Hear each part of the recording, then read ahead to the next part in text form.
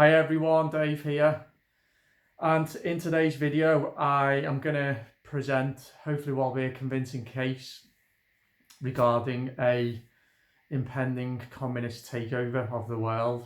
Sounds really dramatic, this, but I think I've got some pretty convincing content here. If you are interested in my videos, I would love you to subscribe.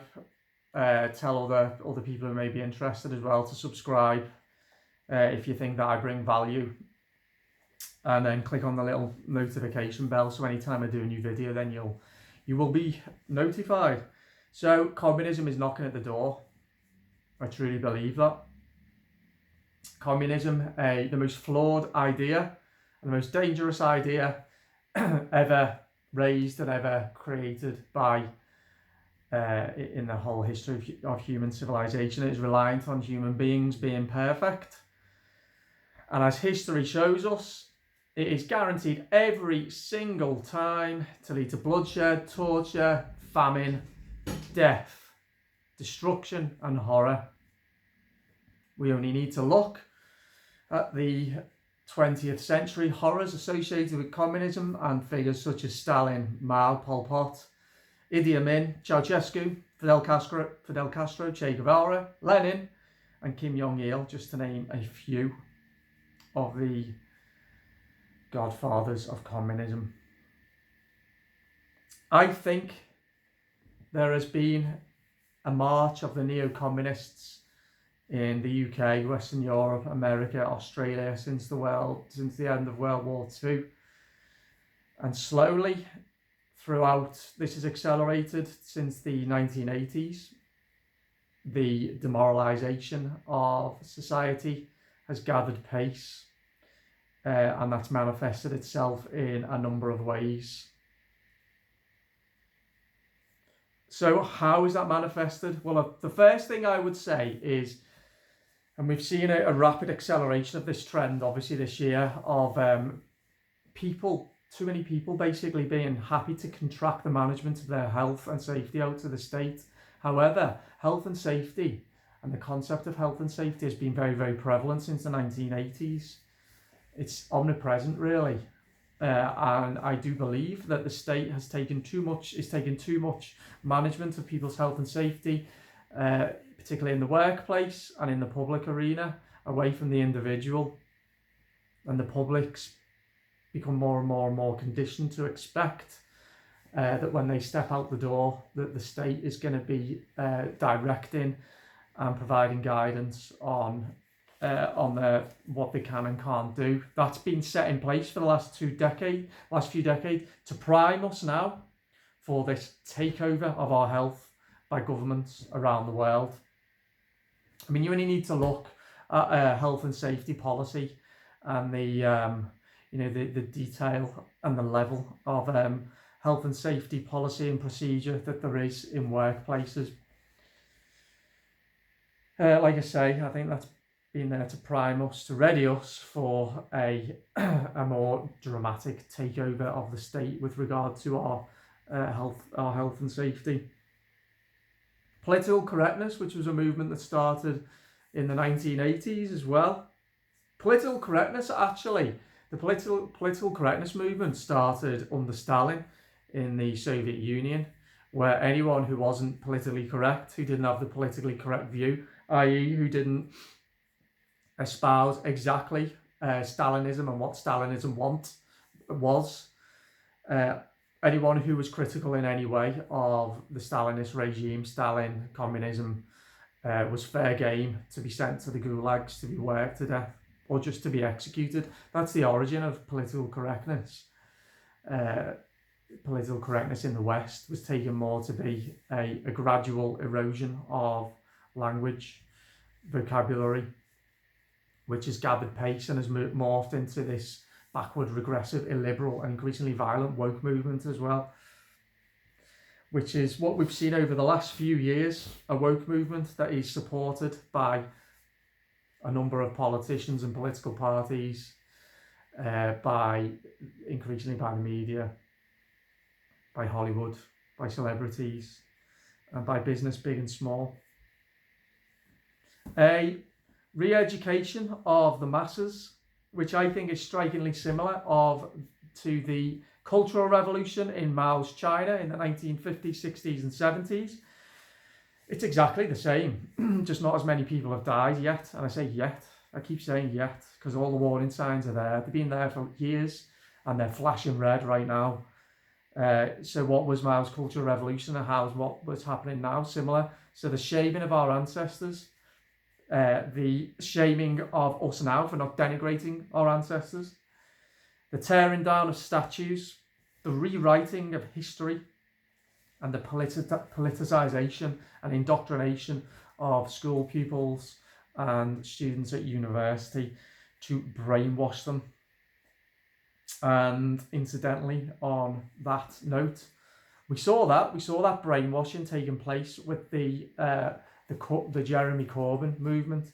He was this close to gaining power. Corbyn, a confirmed Marxist, was this close to gaining power in 2017 in the UK. And I suggest if Corbyn was in power and the Labour Party, which is modified slightly since he was booted out, was in power now with the coronavirus and everything that's happened in 2020, I would say that the civil liberties that we do have remaining now under the Tory party, that we'd have virtually none. So every cloud has a silver lining. But the Corbyn movement was propelled mainly by younger voters who subscribed to his personality cult without ever really examining what it was that Corbyn and his movement stood for, and subscribed to these communist and far left ideas simply because the head of that movement, Jeremy Corbyn, was looked upon as a charismatic figure who could motivate people and inspire people. I mean, I certainly didn't see him as charismatic. I saw him as dour and dull and pretty stupid. But a lot of people didn't see him like that. And he was a personality cult, and communism relies on personality, a personality cult at the top of the tree. I think communists are in positions of power now, disproportionate to they have disproportionate amount of power. But they are in positions of power in academia. So schools and universities, I've got personal experience of this. And I think the communist messaging is being increasingly and willingly spread by the media, mainstream media, the BBC, Sky, CNN, some examples, celebrities, and increasingly by even political parties that are supposed to be right of centre, which brings me to the Conservative Party led by Boris Johnson now. Anyone who says that is a right-wing party, I cannot take you seriously. I really can't, because what do we have? We have classic left-wing communist policies now of make it hard for businesses to survive, create an atmosphere of fear and uncertainty, mass spending of taxpayers' money, limitations on freedoms, where you can go, who you can see, how many people you can associate with, making it harder for people to travel outside their own country, making it harder for people to travel outside their own county if there is a lockdown. Lockdowns being imposed with a few hours' notice. The spreading of mass fear and propaganda via the media, all hallmarks of a communist regime. It's not a Conservative Party. Conservative Party in name only. It's a communist party. Other features of the rise of communism in the West. Words barred from common usage. Only yesterday I read about how staff at the BBC they were trained. They underwent a training session on the new raft of words that are looked upon now as inappropriate, thus will be removed from the vocabulary that people working at the BBC can use. They include phrases such as sold down the river and nitty gritty because apparently they're racist. Thoughts increasingly policed. people acts of people expressing an opinion deemed to be a hate crime merely for people expressing an opinion. People cancelled for saying climate change, but for saying that they don't believe in man-made climate change. People cancelled for saying that they believe that black people can run faster than white people, even though that's irrefutable.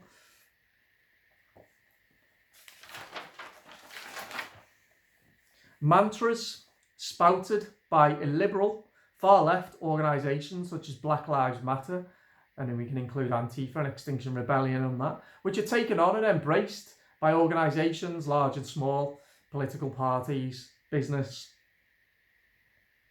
Cults around individuals. I've already talked about the cult around Jeremy Corbyn, which is similar to the cult around Stalin, around Castro, around Mao, and also cults that we've seen this year, the NHS, the clapping for the NHS, the omnipresent rainbows in people's windows right across the land. It's the associated imagery, such as the NHS rainbow, the LGBT flag, again, which is something that businesses are displaying, proud to be associated with the LGBT movement. I mean, but why? Why not? It's this groupthink and this willingness to take on the values, the very flawed values as well on many occasions, of movements and organisations, rather than cultivating values that have been thought through, and values in a belief system that have been very, very clearly thought through, and that have a kind of an ethical and a moral compass behind them.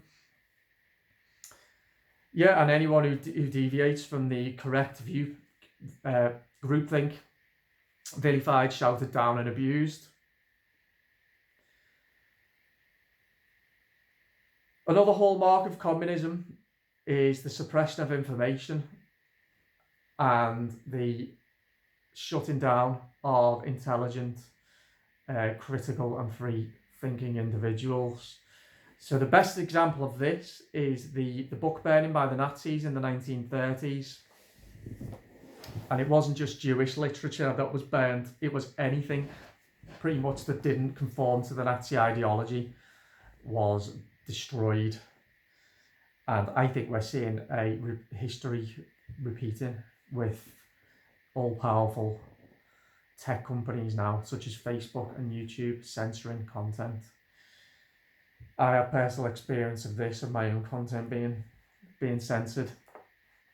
What starts with the burning of books ends with the burning of bodies. That's what happens.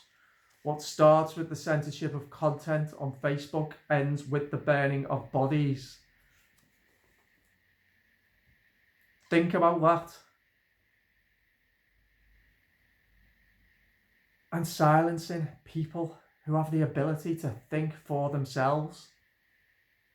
Because most people, unfortunately, can't. I read a quote once that said most people would rather die than think for themselves. And I thought it was really condescending.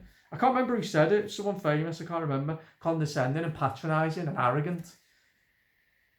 2020 has shown me that that is true. I've observed that most people can't think for themselves.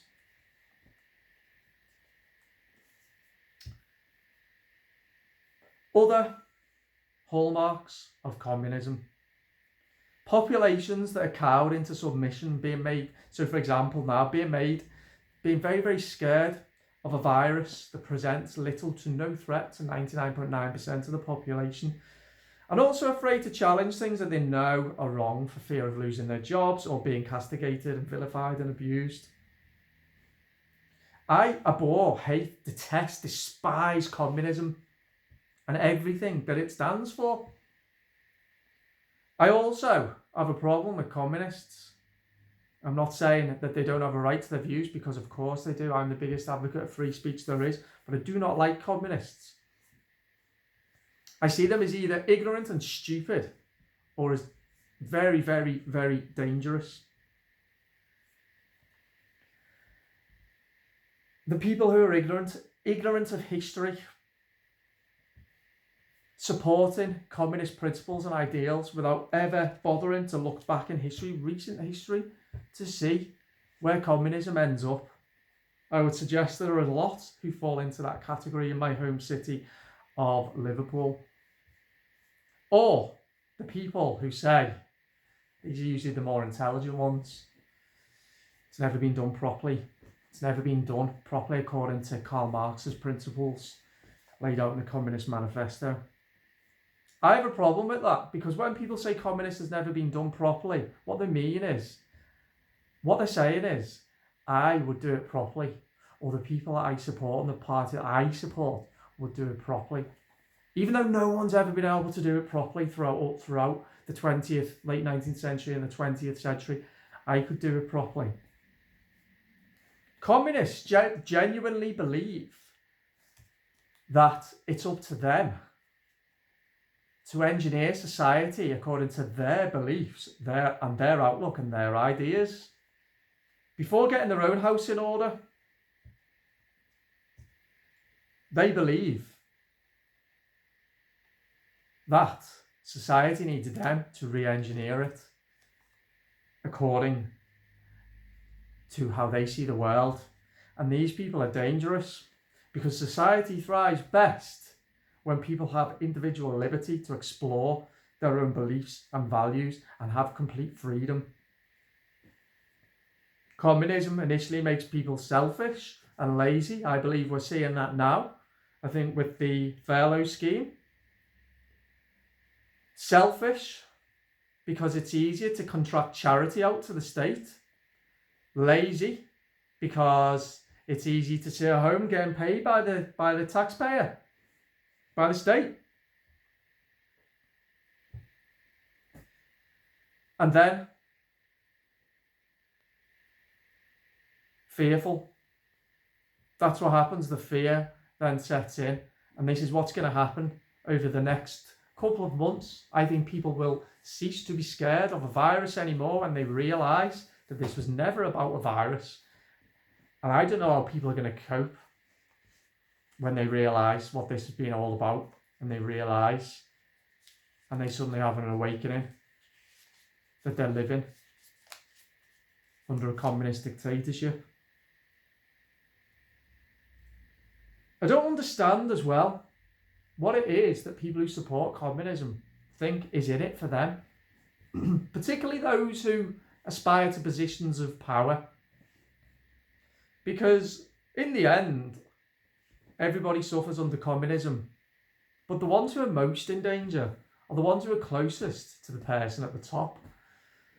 Now, Mao Zedong, who was in charge led People's Republic of China from 1949 to 1970 something, I can't remember when he died. He had a deputy for 2 decades who was loyal to him. The deputy, whose name escapes me, questioned him once. And Mao inflicted a revenge so cold, so cruel and so evil on that man for questioning him once. And his deputy was the closest, the second most powerful person in China. I don't understand what it is communists think is the end goal. I don't get it. I don't understand it. So here we are. That's some background and some context for the last few decades, and particularly for the last few months, particularly for the last few years, and particularly for the last few months, of why I think communism is knocking at the door. Yet, I still hear bleating of sheep, and I still see ostriches burying their head in the sand, and still people refusing to question, believing what that godforsaken TV tells them. I'll say it again, if you believe in what I'm saying here, or some of it, stand up, stand tall, show some leadership, speak the truth, speak your truth. Before it's too late. We need more people showing leadership here. We need more people to question, to challenge, to expose, and to save us all before it's too late. All right, I'll speak to you soon. Bye-bye.